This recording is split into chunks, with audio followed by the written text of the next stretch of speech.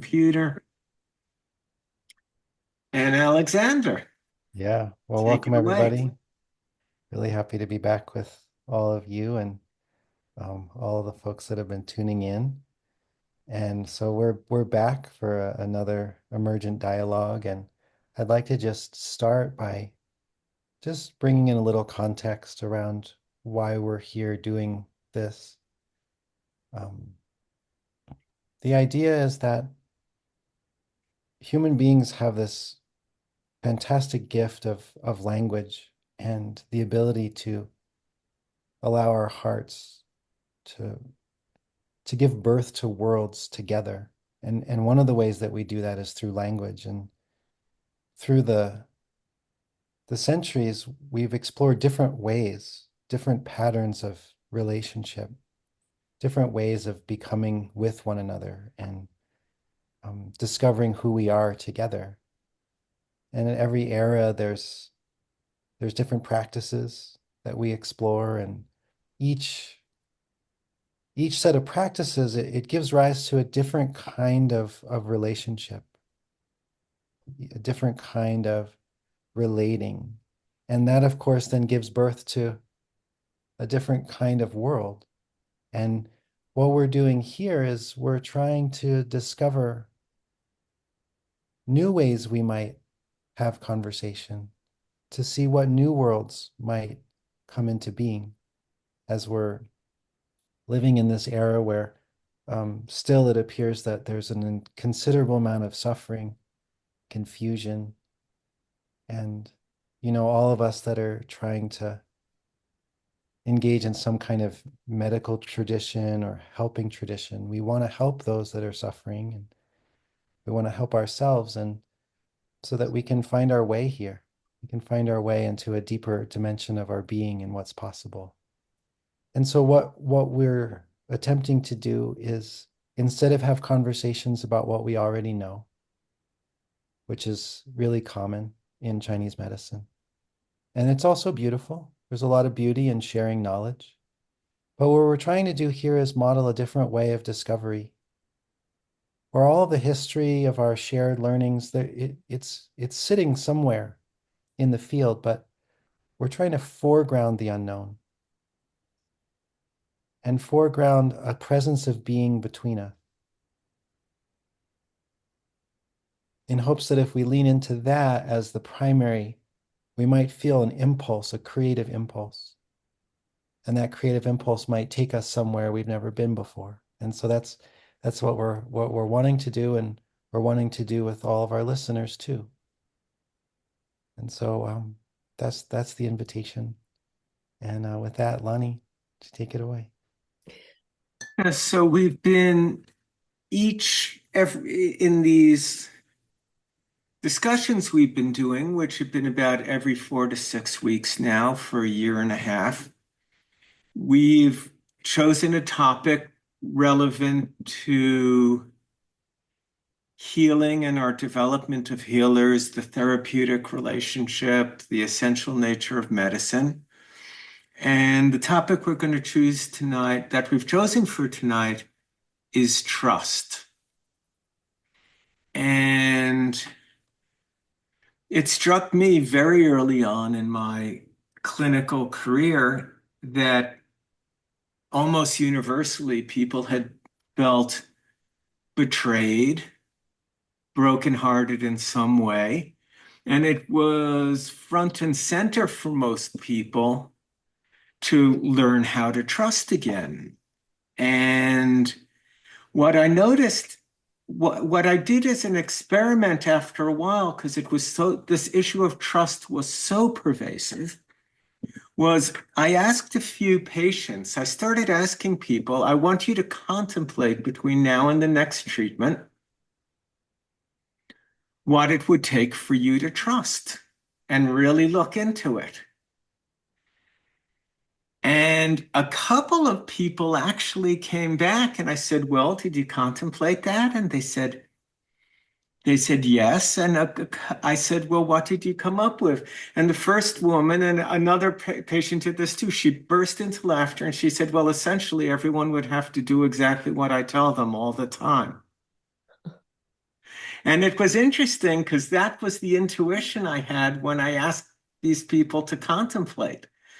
And a fairly early stage of shadow resolution is learning what our triggers are. And when people become aware of their triggers, they generally respond by trying to control everything around them. To create safe place, could you speak to me just this way? Do you have the key for my own special lock? You're sitting a little too close. Could you put it in a way that I could hear it? So people are trying to learn to trust by controlling others. And what I came to in my own life, in the face of my life experience, and what I discovered in the treatment room with patients, is the way we learn to trust again is by becoming trustworthy. Because we're never going to trust anybody more than we trust our own selves. And what does it really take to become trustworthy? It's an interesting contemplation to, and what is it that we're trusting in? And often when people talk about trust and needing to trust, and what the way they're thinking about it is, I just have to trust that everything's going to be okay. And anybody who's been in clinical practice or lived a certain number of decades comes to understand as we grow up that everything isn't necessarily going to be okay. That very difficult things and very painful things happen. Terrible things happen to good people for no apparent reason. And some very bad people seem to live forever. And sometimes really, really difficult things happen. And, I think as we grow up, we realize, I've realized at least I can't trust that things are going to be okay. What I can trust in over time, over a time of cultivation and having some degree of victory in the face of my own resistance to wholeness, is I can trust in myself that whatever comes, I'm going to strive to be the catalyst for the emergence of the true, the good, the beautiful in the face of it. That I'm going to respond in the right way. And I can come to trust in that. And I can come to trust in the overall positivity of the process, the wholesomeness of the direction of development, and in the inherent goodness in the creative impulse. Even though at times it's just extraordinarily painful. What is extraordinarily painful, but I can trust in my capacity to bear what is and to hold it, and that the real medicine is responding to what is as it is from the highest, deepest, and best impulse within myself, and trust that I'm giving it everything I can, and that's what I can do, which is very different from trusting in a specific outcome that this crisis will resolve itself in some way my ego would like to see, or in some way that's going to benefit me and make me feel good or be good for my bank account, or trust that this illness will get better in the way that I like. All I can really trust is whatever happens, that in the face of that, I'll strive to make the choice for the highest. So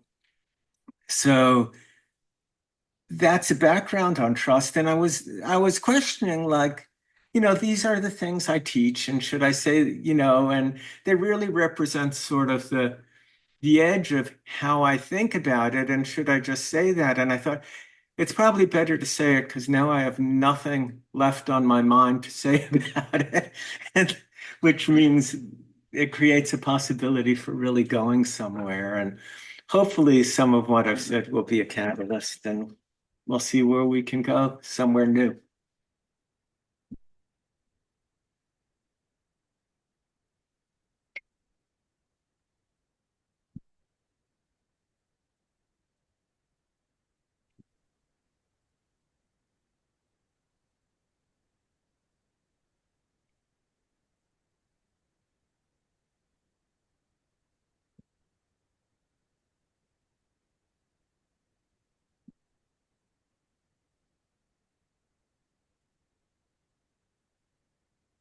Yeah, so as you're speaking, Lonnie, what it initially brings up for me is the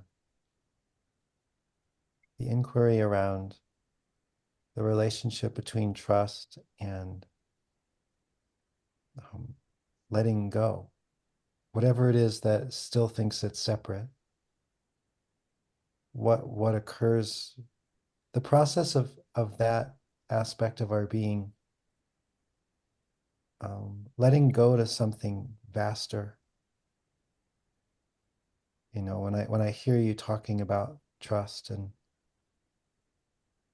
this desire to control, I experience in my life that there's a continual sort of dissolution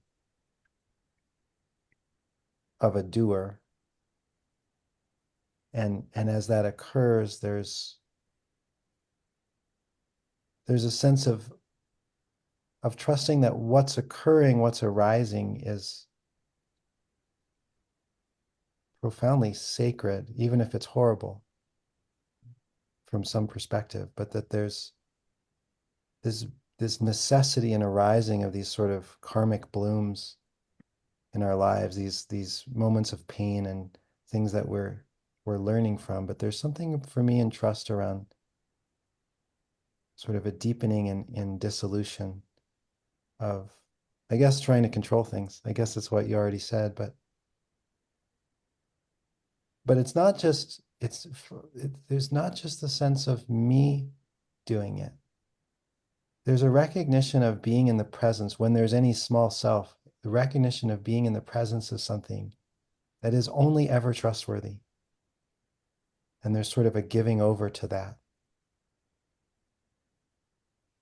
Yeah.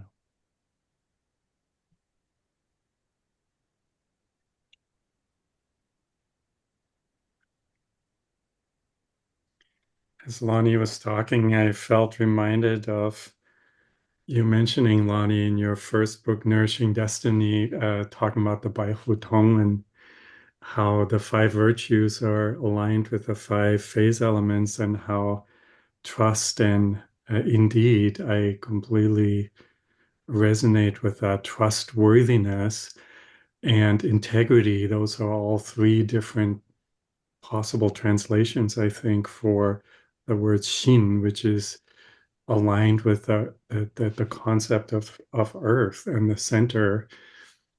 And so it's almost the first lesson I find, like when I speak to students in the first class of Chinese medicine, is to always remind people how before we learn any techniques, we need to have this center, we need to have this trust. And coming back to Alexander, your beautiful remarks at the beginning, it's how it is uh, in general, not just this session, but every session here is about trying to develop a new relationship, a different way of interrelating with each other.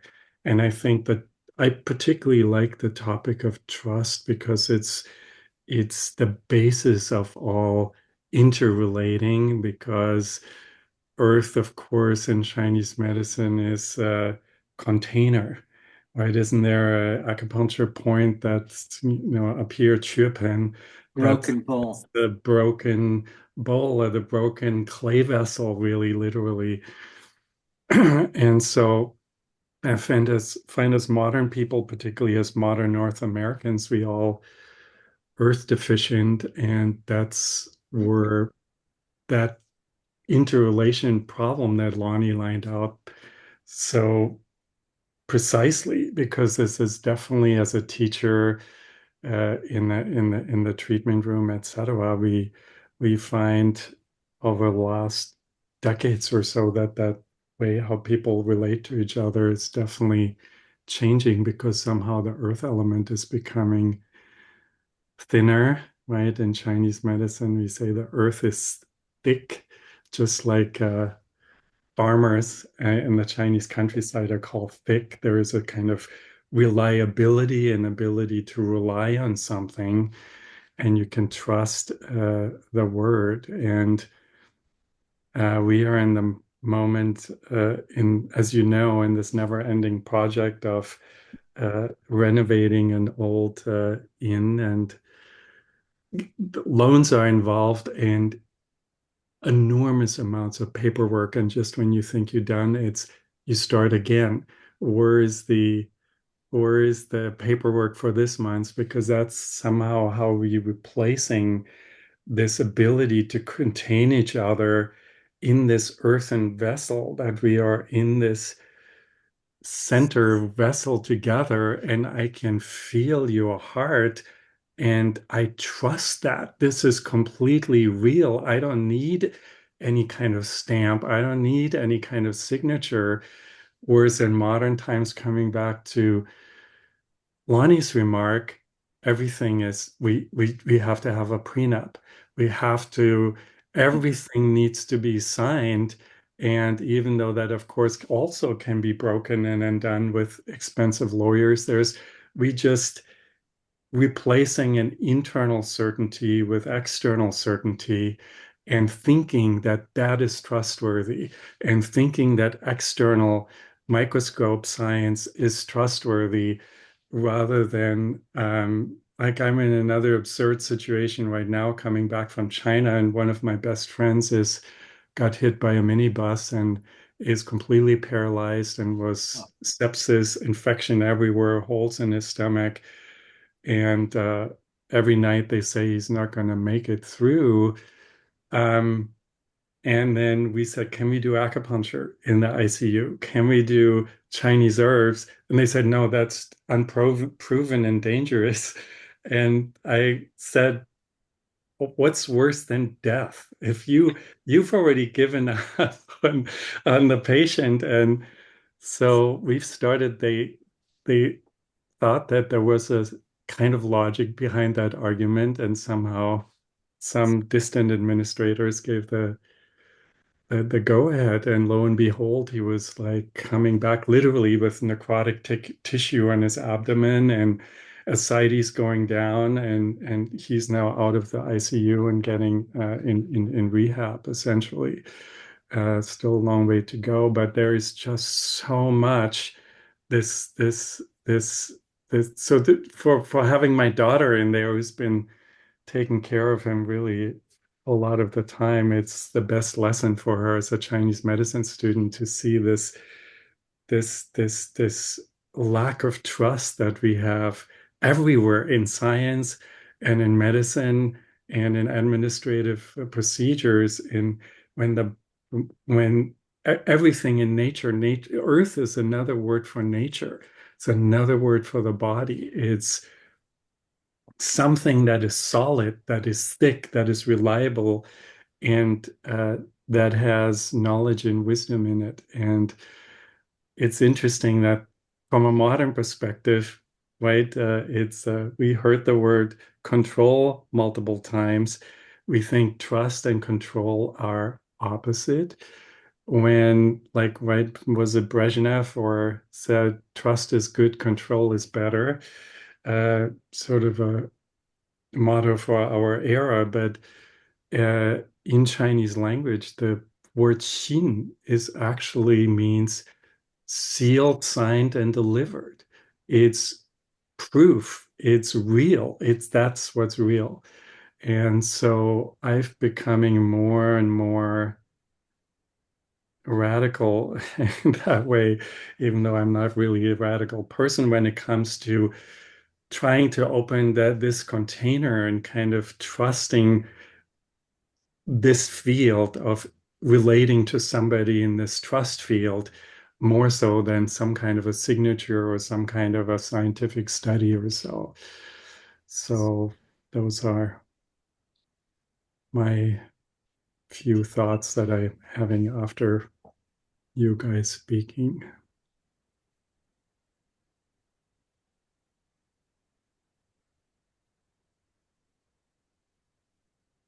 I love the trusting the field. Like that has a sense of tangibility to me that earth things don't. That I can trust in the field in a different way. To me, I see trust as somewhat nebulous and unknown, because if it's known, I don't have to rely on trust. I already know. There's a substantiality to it. So to me, trust implies an unknown, that there's something that I can't quite encapsulate, but I have to trust it. And so if it's a function, I think, it's funny because Heiner, you're speaking about the function of earth and the earthiness of trust. And I think about trust being a heart issue and, trusting in the infinite versus the finite. And then I also think about trusting in myself, where that kind of trust is like, it's in my feet. It's like kidney one kind of trust, that I know who I am in the nature of things. And so I think about the things that are trustworthy. And, when we're speaking about, trusting that things will be okay, that implies a certain amount of judgment as to what okay is. And if I trust that things are going to be as they are, like that's pretty much trusting in the Tao, that things will be themselves, things will be as they are. And, if somebody is at the threshold of death, maybe trusting is that I trust that death will hold them in the way that death is meant to hold them, instead of trusting that, having faith that they won't die, hoping in a certain outcome that I think will be good. So it has a more open sense to me when we're speaking about it. And I think, Alexander, when you were speaking about trust, I felt it more as kind of a falling back, just a falling back and being held. I don't even know by what, but just this okayness in the midst of things that aren't okay. I can still trust. That's when I need to have trust. That can I still fall back and rely on the goodness of creation, the goodness of life itself, the goodness of my place between heaven and earth, which makes it all good.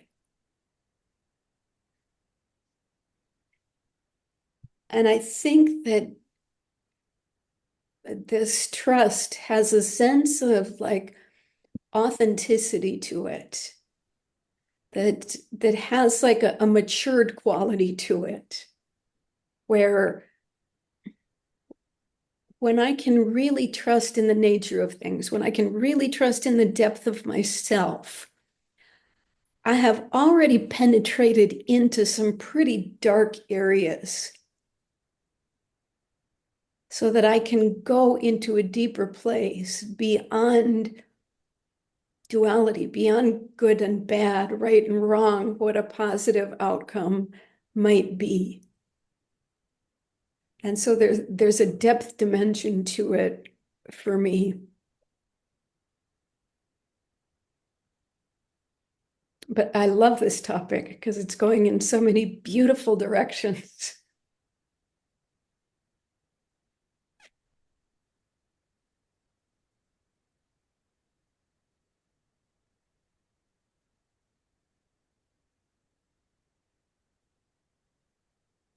As you're speaking, Randine,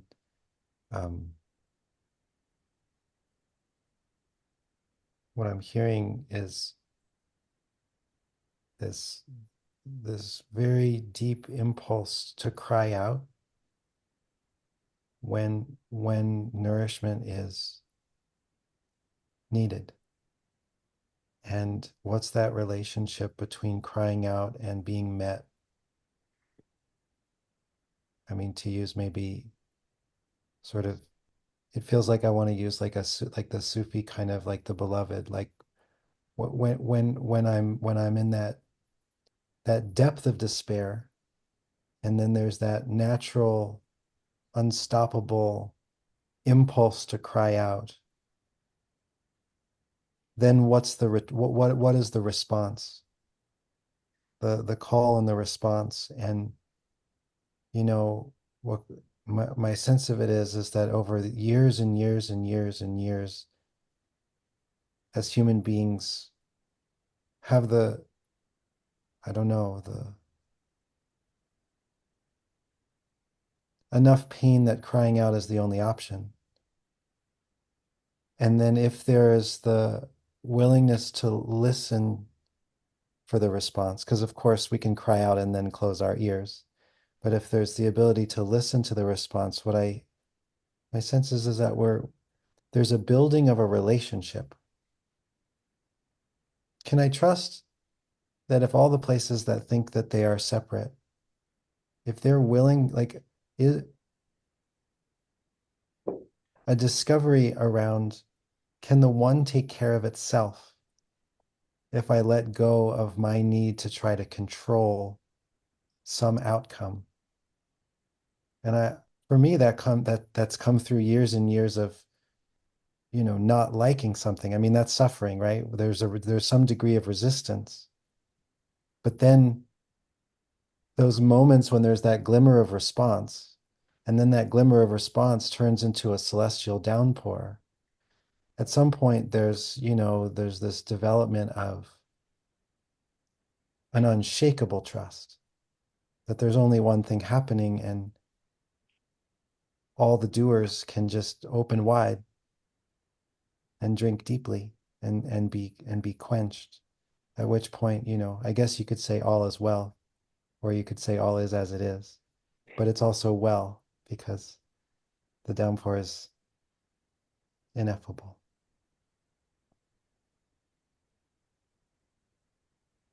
Love the word celestial downpour. The right though, in the if I remember correctly, in all of the Confucian classics or so, the human being is between heaven and earth, which means between the material world and the spirit world. And the earth element is a container, but container of what? It's a container of of spirit of fire. And so in a certain way, coming back to what I felt moved to say at the beginning in response to you, is this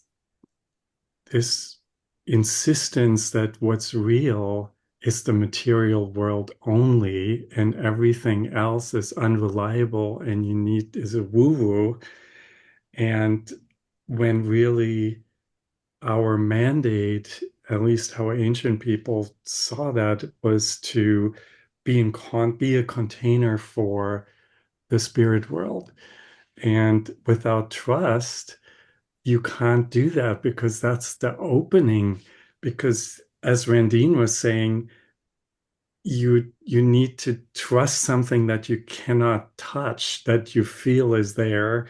And the classics say is there, your teachers say it's there, you feel it's there, but science says it's woo-woo because of mired in this realm ourselves. So I think this is sort of our predicament in modern times, that we think the only trustworthy thing that we can rely on are these numbers and these signatures and these contracts. And everything else is actually not only unreliable, but irresponsible. And when to ancient people, it was always the same refrain I see in these texts I'm reading, how we cannot make that which is least important the most important, meaning we can't be seduced by the material world and think this is the only thing that is real. It's just an ornament on, it's just the tip of the iceberg of a much deeper type of reality. And so we have to trust, coming back to what you said, Randine, these what stirs in the heart in that container. And instead of thinking I'm hallucinating, that is something that is real and reliable and off the earth, and an intermediary, a real connection to the realm of the invisible, and therefore also real, the only way to create community, because community is not just with other people, but with this other realm, uh, rather than go on antidepressants or so, because we feel like there's no purpose, no meaning, because everything is just like a plastic bottle and it's not containing anything. It's just a empty kind of matter. So I think all of those topics are related, and this is a great topic. I love it. Yeah, I'm struck by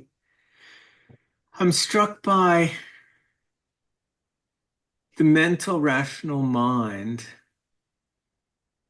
locating itself in time and space with all of these structures you're talking about, these contracts and these rules and these roles,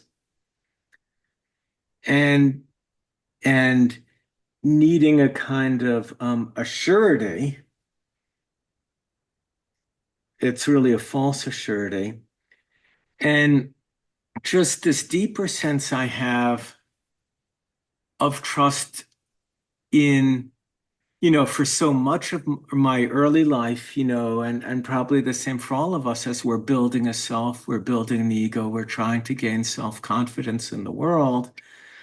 And as a scholar, for myself, relying on my mind so much and seeing through that mind and that organizing framework, seeing through the ego, seeing through the content, all the shoulds and shouldn'ts and rules and roles of the superego, and developing more in later life to become a soul, and finding a wellspring of trust in becoming a soul, and just a deeper process predicated on a mystery, and knowing that not only can't I figure everything out, but the essential things aren't really, that tool that figures things out in this way isn't really oriented to the deeper truth of our journey in this world. And so I have found a much deeper trust in, obviously I still have a mind and an analytic mind and an intellect that I can use as a tool, but there's an ever deepening well of trust in just the connection to the fundamental process, and in listening very, very deeply out of a very, very deep care to what the unconscious can provide and can reveal, what the mystery itself can reveal, and learning to hear the mystery at the heart of all these going on in the world. And I think, the Chinese have all these cultivational methods, and certainly the I Ching, which, at some level can take quite a bit of scholarly and intellectual study, but it's a way of understanding implicit flows. And I just remember this moment early in my clinical practice where I sat behind a patient and I touched the patient. And I might have told the story in one of our other things. I touched a shoe point on her back to feel the chi where I was going to put a needle, and I felt her become nauseous. And I said to her, "You have a visceral repulsion to intimacy." And when I said that, I was just taken back. Like, who am I to say that? Where did those words come from? And I came in the next day and she had canceled her appointments. And I felt really bad about what I said. And like 7, 8 years later, I got a wedding invitation in the mail. And I went to her wedding, and on the reception line, I hadn't seen her in years. I said, "What am I doing here? Why'd you invite me?" She said, "I came for one acupuncture treatment. You touched my back and said you have a visceral repulsion to intimacy." And I remembered being sexually abused by my music teacher when I was a little girl. And I felt you could see through me, and I didn't feel safe to work with a man. So I went to a woman and practitioner, and I addressed it, and that's what allowed me to meet my husband and get married today. And that there's a listening for a voice inside of us that doesn't lie, that is ultimately trustworthy, that we can hear with the great humility and the deepest level of care for the soul and creation through the soul to reveal to us a way forward, even in the midst of the most difficult times. And having learned that in my practice, which was like 35 years or so ago, I always endeavored to cultivate listening to that voice that was ultimately trustworthy, and cultivating a trust in the positivity of the process, not just for myself as a practitioner, but in the ultimate positivity of whatever the patient had to confront in any given moment, no matter how difficult it was for them and painful. Because some things, some diseases aren't going to get better. Some bodies aren't going to make it. But the process can always be held in a deep love and in a deep trust of the positivity of a direction that things are taking far beyond just this life and this incarnation.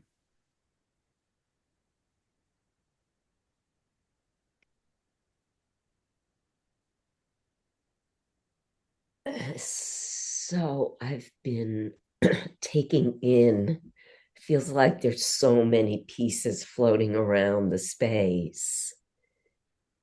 There's the earth piece about this matter. Can we trust, as you said, Heiner, can we trust beyond pieces of paper? Can we trust what we know in our hearts?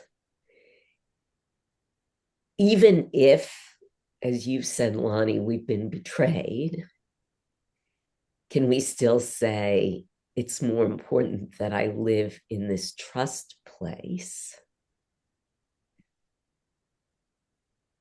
I think I'm listening and I'm feeling the expansion of the topic, and I'm kind of going around the wheel and saying, yes, there's a fire, heart, trust, betrayal. There's this earth piece about this thickness, this sense of I can stand here, no gravity is beneath me, that I have a body here. But then there's the metal piece that says, yes, I have a body now.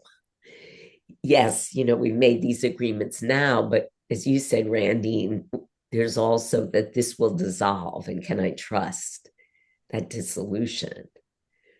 And then there's this issue of the will that responds to this prospect of dissolution by saying, I don't want it that way. I want it to be this other way in the water. And then we learn that even that has to be given over to a larger way or a larger wisdom. And I think even the sprouting forth of the wood has an element of trust. So I've been sitting here and going around that cycle as we've been talking, and I've been listening and realizing how that cycle ever since I discovered it, that symbol of the circle and the pentacle within it has been what I have leaned back into for well over 40 years. And I believe in watching my grandchildren grow, that even if they don't know anything about Chinese medicine, that cycle, to trust in that. You know, I was speaking to Diana, my granddaughter, the other day, and I was saying, yes, we're looking out the window. And I said, well, we're getting ready for winter and you can see the plants are dying back. And she said, yes, but now it's autumn. And she's 5. But to say, and now it's autumn, to trust that autumn is now and that we can rely on it coming again. And I think what is very alive for me in our conversation and very alive for me is that even this cycle, that is the foundation of my trust. You know, I put bluebird boxes out and I trust that in the spring they'll come back. Oh, we had monarch butterflies hatching.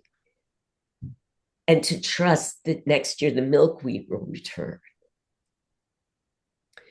But what I'm aware of in my own being is that even these cycles that human beings have trusted for how long? We don't even, millennia, that we're disrupting those cycles, that we are interfering. You know, some of our monarchs didn't hatch till just like 5 days ago. It was off. And I'm like, they still hatched, they still trusted, but where are they going to go? There's no flowers there for them to nourish themselves.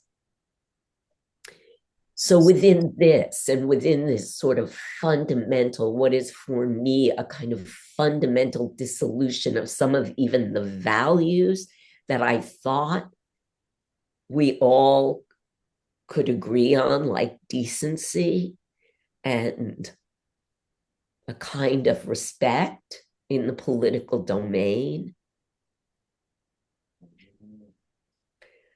are no longer trustable. What I'm sitting with is, what then do we trust? And I think what this is pushing forward in me is that, you know, for a long, long, long time, I've been telling my students and I've been speaking to in the medicine that I'm practicing, and it's all about this idea that some new way of organizing reality, some new consciousness is erupting. And I have said again and again, consciousness has an intelligence that we can trust. Despite all appearances to the contrary, human consciousness is up to something. Like, that's been my mantra.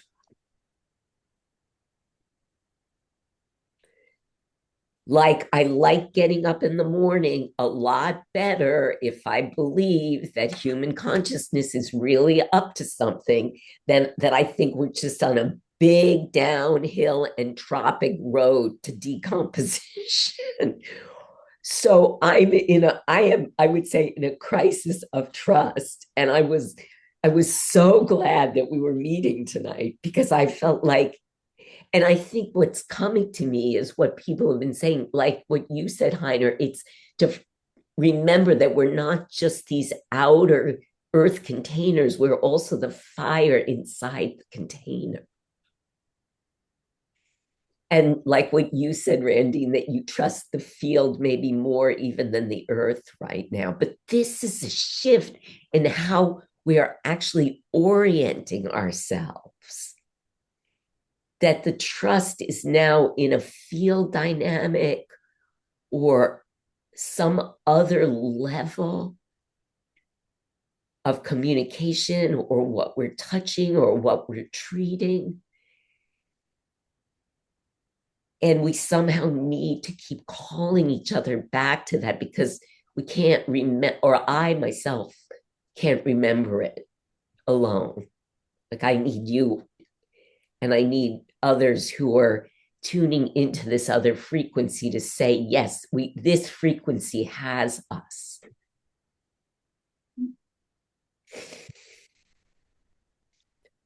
Despite the fact that the whole earth seems to be in a turmoil. And that's the okayness of it, and the not okayness of it. Well, I think so I think that beautifully puts it. It puts the question, so is this all for us? And are we, Ellen Marie Chen, who wrote a beautiful translation of the Tao Te Ching, talks about wood in relationship to the character Shin, which is earth, that Heiner mentioned can be integrity or trust. And wood fulfills heaven's promise of new beginnings, which she defines as a substantial basis of trust, and talks about that in relationship to the character for virtue. And the question, and so we can look at these cycles, and yes, we can, I trust that, spring will come again, but maybe not. Maybe it all comes apart. And then the question is, which I believe I've seen through that, we're just agent. It's when you say human consciousness is up to something,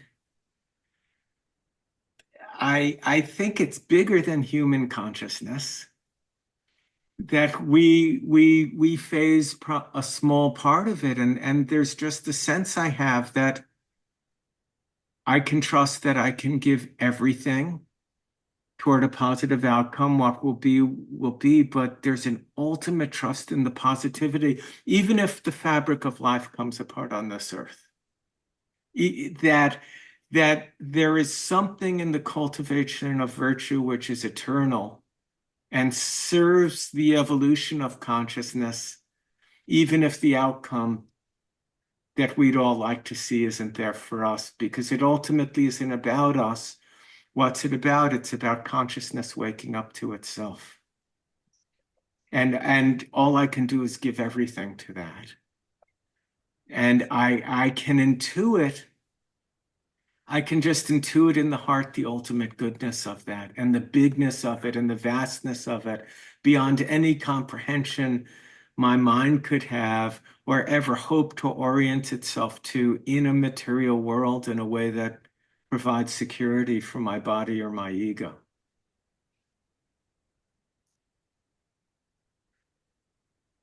Yeah, I think this is where I love where this is going. But this trust in human consciousness that you were speaking about, Lorie, and then Lonny, the trust in consciousness itself.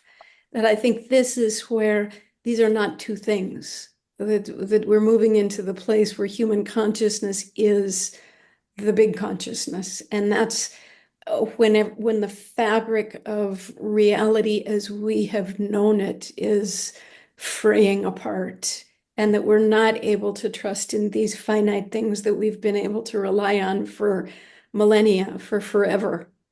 And I think of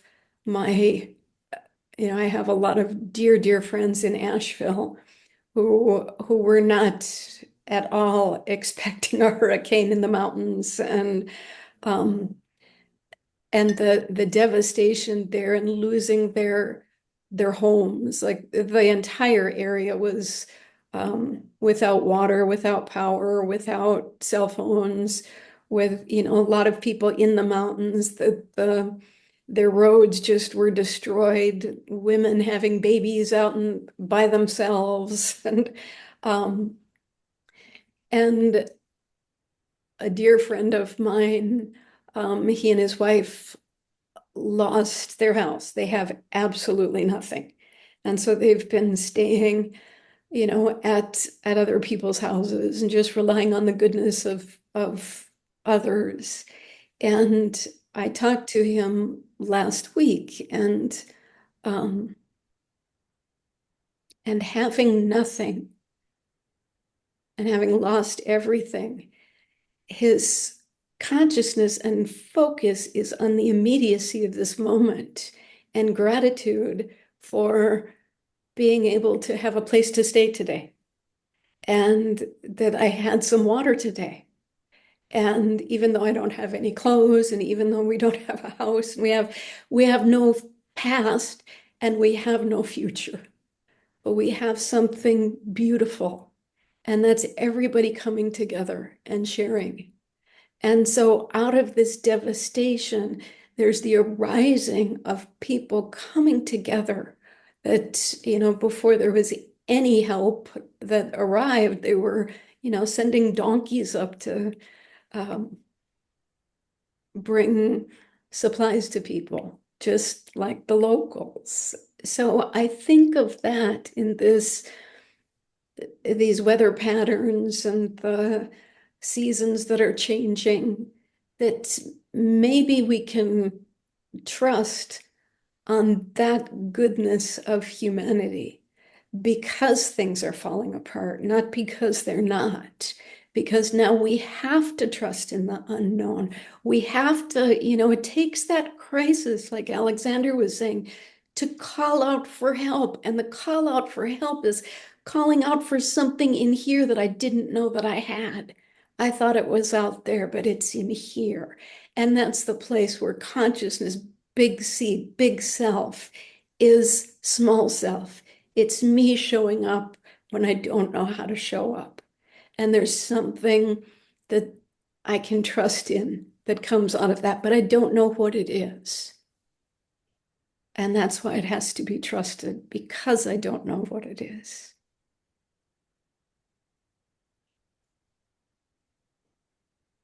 And that's the mystery, the goodness of the mystery.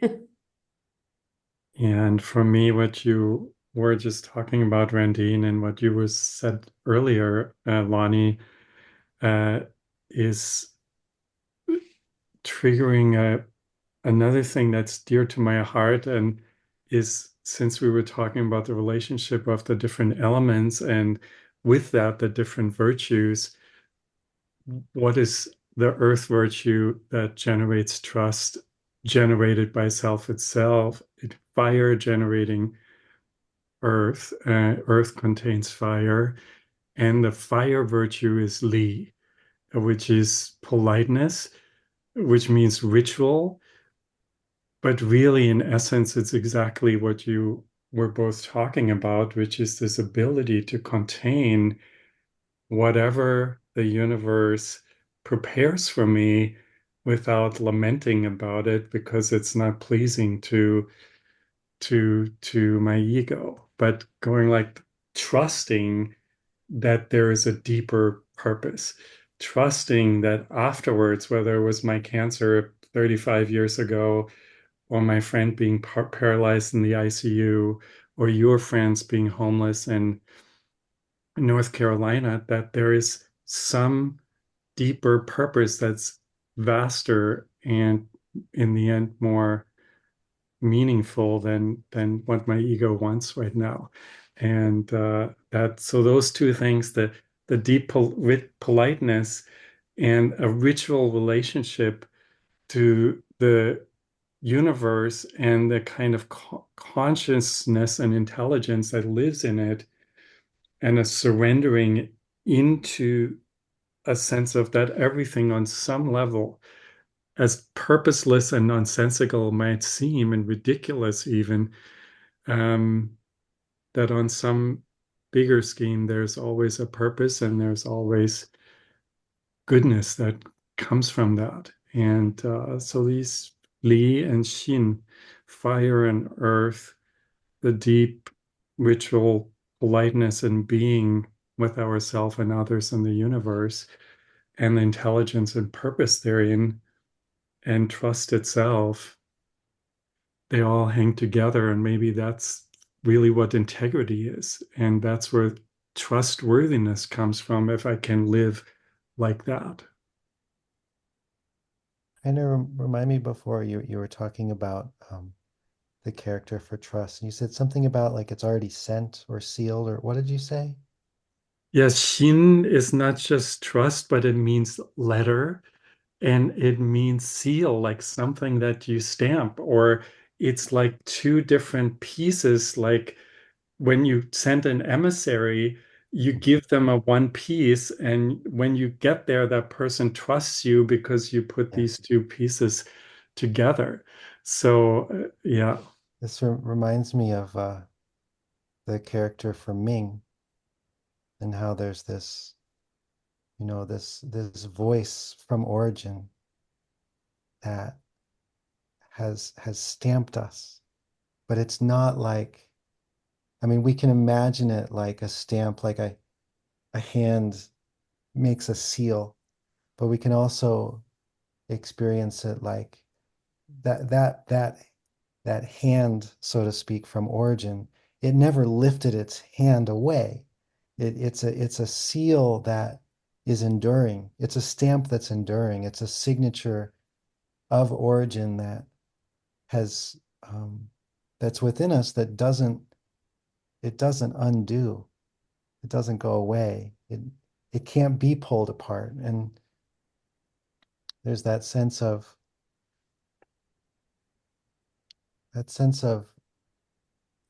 looking inward deeply enough until that is known. And then there's only one thing happening. There's only one thing happening. There's only one thing crying out. There's only one thing nourishing itself, responding to the crying out. And there's sort of this sense of, fulfilling one's destiny or fulfilling the deeper impulse of this one movement. That there's no way to get away from it. There's no way to unpeel that stamp. I mean, we can be mired in delusion, and most of us are, at least some percentage of the time. So it feels like there's been a severing and we're sort of falling into ignorance or purgatory or, however we language it. But that there's only one thing that descends into the darkness and there's only one thing that rises out of it. And me, there's just something, you mentioned that, Heiner, and then something Lonny said a little while ago somehow just reminded me or brought into the conversation. It's like it's all one signature, all one stamp.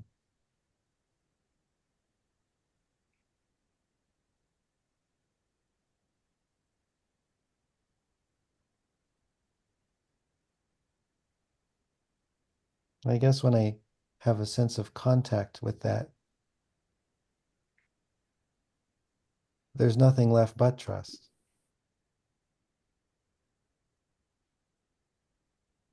And if I can keep in like a sliver of memory of that on like the worst day possible, then there's still a deep resounding trust that that moment of darkness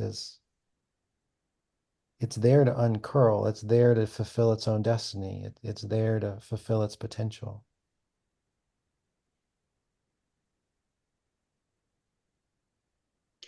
And that place, in a certain way, is the only place where we can truly feel at home.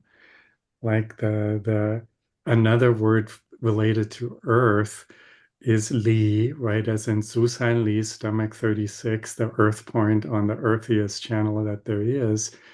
And there's also, right, the corresponding Li points on the large intestine channel, right around the elbow before and after, just like the stomach 36 points is right around the knee, which is always this connection between the heaven part of the limb and the earth part of the limb.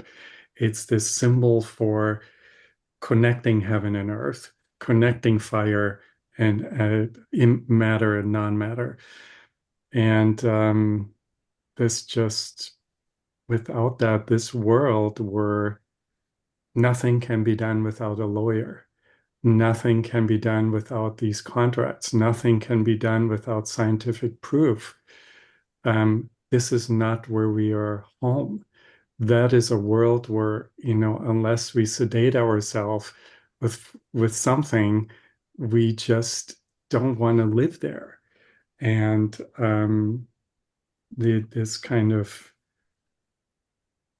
idea that the ego can control the world and make the world pleasing in every way, and we get to decide, is not a place where that's what we see every day, not just in ourselves, but in our patients who are constantly frustrated and ill, etc., because they constantly up with their nose against that. I can't control that, and there's constantly something happen I don't like, and that's traumatizing me, and whereas a place where we are at peace or trust that there is always, no matter what happens, a deeper purpose that is much bigger than just my own existence, then all of a sudden we can settle into a place that is home. And perhaps as a result of it, also then appear more trustworthy to other people, including our patients. Mm.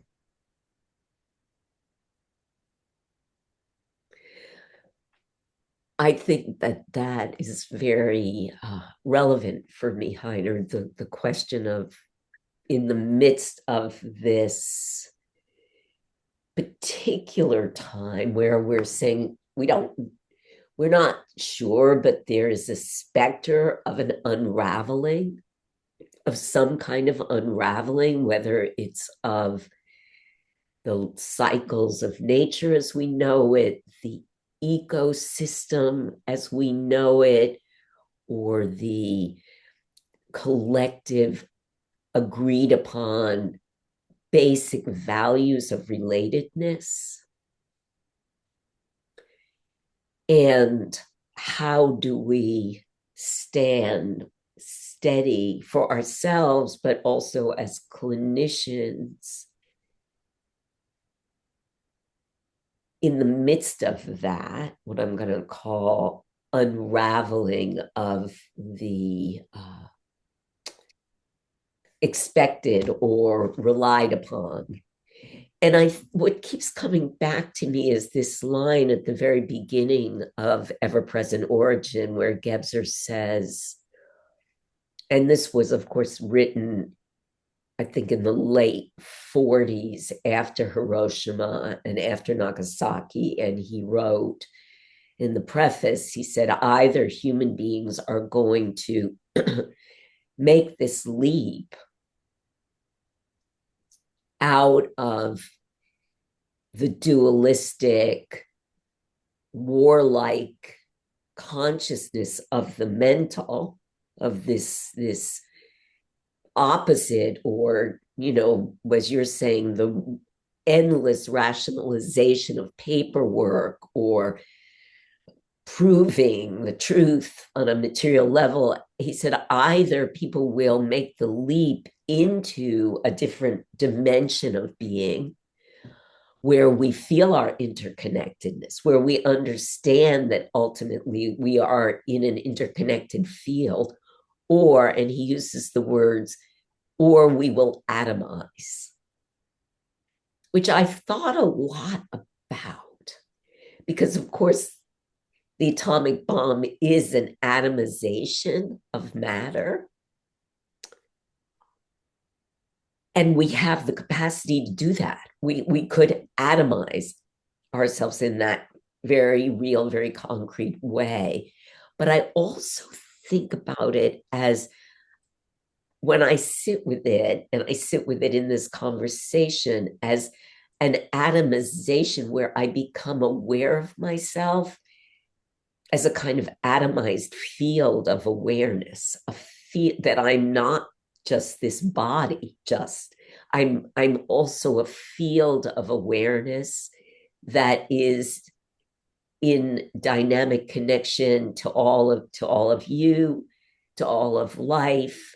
And as you said, Lonnie, from there I can see that it's not so much human consciousness that is shifting, but rather that we understand ourselves as this vibratory capacity to transmit and to decide to make a choice to live into that awareness level. And at that awareness level, for me, that's where the trust is, because it really puts me in that river of life that is so much bigger.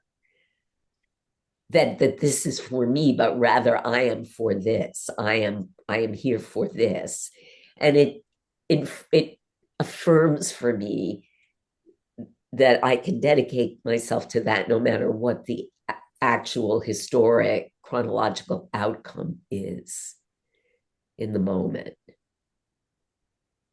And to be in the treatment room, to be with my patients with that as a background, feels like the only way to navigate the intensity, the intense and transformational energies that we are actually inhabiting, swimming in. It seems, as you're talking, Lorie, it seems like trust establishes a relationship to this very deep mystery, which as it opens and to each of us and between us is imbued with trust and creates a deeper trust and creates my experience of it is in that trustworthiness, there's a doubtlessness, and cynicism is totally destroyed, absolutely destroyed. And there is a sense of just no inherent limitation and a profound interest. One of the ways I like to translate the character Shen, practically speaking, is as interest. That Shen is just interest.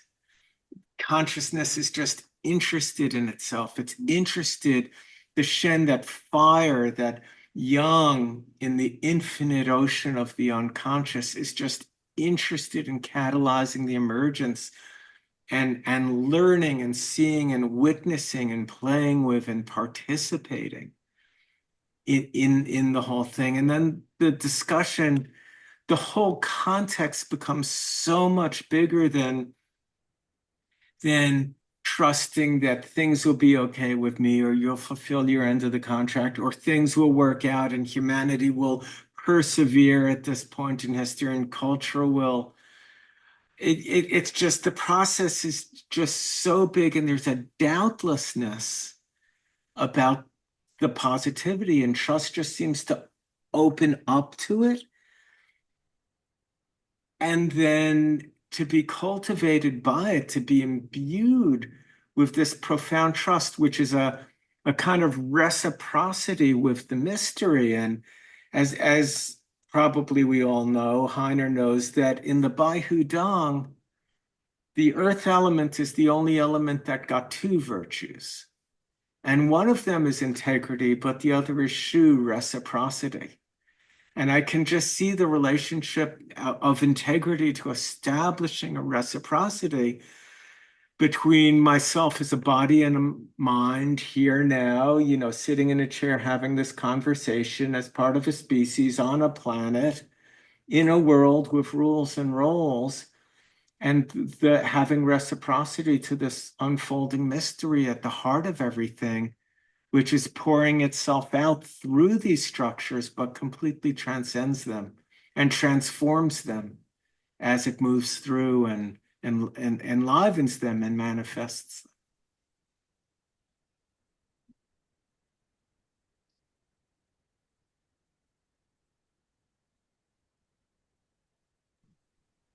I love how you came around to that idea of reciprocity. It reminds me, Heiner, of what you said about the messenger coming with a piece of the message that fits in to the person you're delivering to. So we, in that way, create trust. And I feel it so much in this, the nature of the conversation that we have, that there's a kind of, in the field of the conversation, there's a reciprocity, there's a flowing reciprocity of how we almost become one mind in this exploration through fitting the pieces of our minds into this puzzle. And then something definitely different, although still connected to us, emerges out of that. A kind of prayerful space.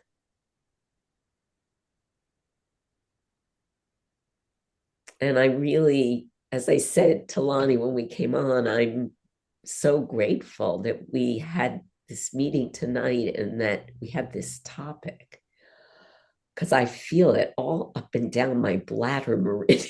I'm like leaning back. I'm like, okay, see you in a month. And we'll see whether the fabric of life is still raveled. What are we going to talk about next time? Well, when I think of reciprocity in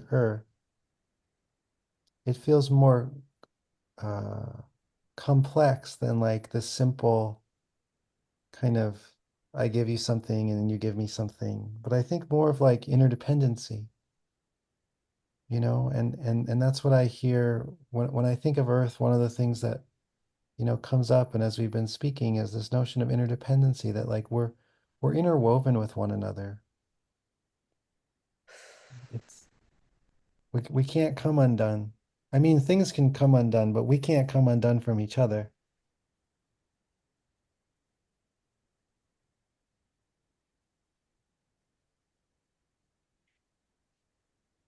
You're muted, Randy. Yeah. Thank you. My dog's snoring in the background, so but it's like this signature that we're creating together in this field. And you can feel that. Like I can't call it my signature, I can't call it Heiner's signature, but there is this signature in us being together that is the combined signature of all of us. And it has something that feels so trustworthy. Like I said, trusting in the field, but this is trusting in something very specific and relational. And that has a buoyant quality to it. And it's still stable. It has all of those elements. It's not me. It's not me. It's not just the big consciousness. It includes human consciousness, and it includes all of us in this unitive collective space. And the feeling of that, how it expands the heart and almost brings tears to my eyes, because it opens up in every dimension. It makes me feel more rooted in me somehow, because I know that the idea I have of myself is not who I am. It feels like this relational dynamic is so much more true and encapsulates the reason for being so much more than my little purpose that I define only by myself. And I think that that's the call of something, that that's the call for where we must go. It's not even, it doesn't feel like a choice. When I'm in small self, it feels like a choice, but when I'm here with you, it feels like a necessity. It feels like just, yes, this is where humanity is going. It has to.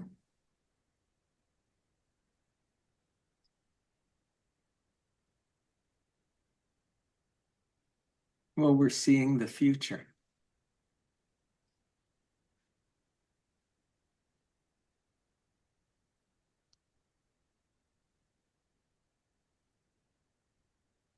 And I'm really seeing through the conversation, but it's becoming more apparent to me that the dissolution, the sense of fragmenting of what has seemed to be institutionalized or reliable, the sort of coming apart of structures that we're seeing on almost every level from this place on the very, very big scale. I can see, and this is something I hate to admit. It's kind of like, I'm kicking and screaming against admitting the necessity of this sense of dissolution, because of course it is at the same time creating an imperative to begin to relate to ourselves and to the world and to the cosmos differently, not just theoretically, but how do I trust? How do I trust now? And it really does feel like what we trust is this heart field that is between us and also within us, and in every needle and every drop of medicine that we are infusing it with that kind of presence, to this level of connection, to this level of I would say the fire that is contained within each of us. I think too about what Lonny said at the beginning about betrayal when there isn't trust. Yeah. And I think of the question, how do you trust when you don't trust? Yeah. That calls out like, now I don't have the option of not trusting. But I can still honor the sense of betrayal and the sense of not trusting. But how do I trust in the midst of not trusting? That it makes trust win. That feels like it so gets at it, Randine, and I'm really glad that you circled back around to that initial piece that you brought forward, Lonny, how many souls that we encounter in the treatment room come in with that wounded capacity to trust. And that, one piece of treatment, at least for me, has been this healing of that through a reliable therapeutic container, through the reliability that I can keep showing up no matter what the person brings in. And healing those levels of betrayal through the triple heater deep into the pericardium, going all the way into the heart. And actually, through that reliability of presence, inviting our patients to heal in that place. But I think what you're saying here, Randine, is even more to the point.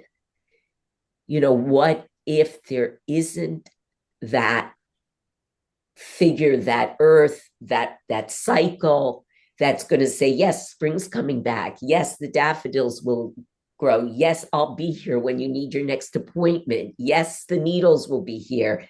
As you said, we need to be able to trust even when a hurricane comes in the mountains, and our entire lives are atomized.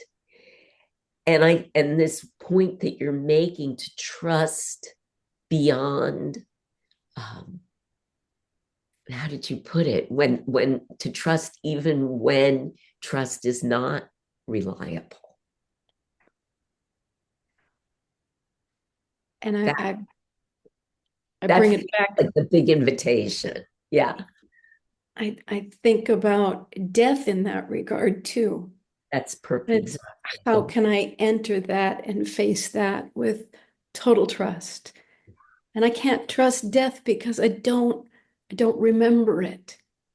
And I'm going full on in the mystery with that one. Yeah. And so how can I bring this sense of trust that we're learning to cultivate into the big unknown, where trust needs to be?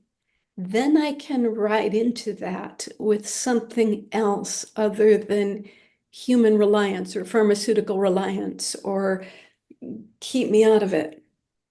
But to be able to like full on whatever it's bringing, I'm up for it. That really feels like it gets at it. Well, there's a lot of time that unfolds from when, one of those fruits falls off the tree and it's like rotting on the ground, and then it decays even more, and then it's like the whole body of the fruit dissolves, and then all that's left are the seeds. And then it's even a longer period of time when it's just freezing. Like there's like a long period of time before anything could even sprout. And that's one of the things that I connect to in what you're saying, Randine, is like in those moments where, you know, I can't find the trust, or a dimension of separation is sort of needing center stage. It's like I can remember that if I'm a fruit that's dying, I can remember somehow I became a fruit, like somehow I got here. Huh. This is the maturation of something that started with a complete dissolution. And then it seems like there's that doer that lets go. It's like, oh, well, I guess I better die. And then all of a sudden that seed plops out and it's like, oh, look, there's a seed. There's a seed. Guess I didn't die. Or something died and then something came out, the next generation of becoming.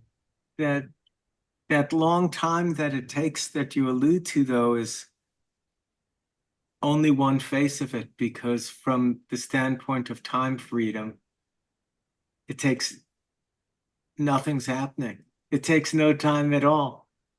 And there's this constancy, right? The constant from the Tao Te Ching, this constancy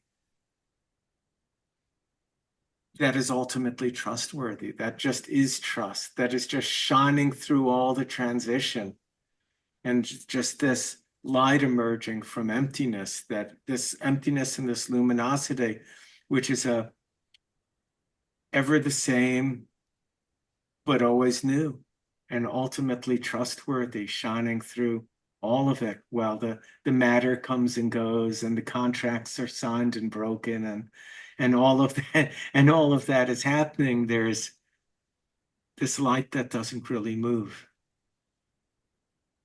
And perhaps also the trust that place of sometimes, because of the enormity of the injury or whatever it is, to accept a place that is human and normal. That sometimes while we know better, we just cannot trust at that moment.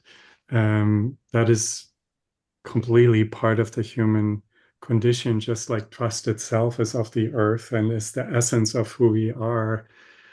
And that is why, like in the Sufi prayers or in Islam, right after the Fatiha, the equivalent to the Lord's Prayer, this 5 times a day, the most often recited surah is Al-Ikhlas, which is, may I recover my trust. May I, because life is so difficult. I know that this is so important, but I just can't do it. So we need to constantly remember that, but also constantly have mercy with ourselves and others if we temporarily can't find that place where we can trust completely.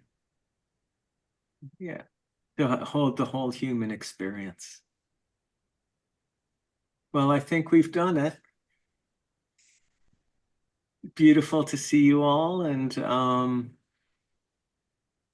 we look forward and to have everybody who's listening. We hope you enjoy this, and we'd love to hear from you, so feel free to comment. Thank you, everyone. Good night.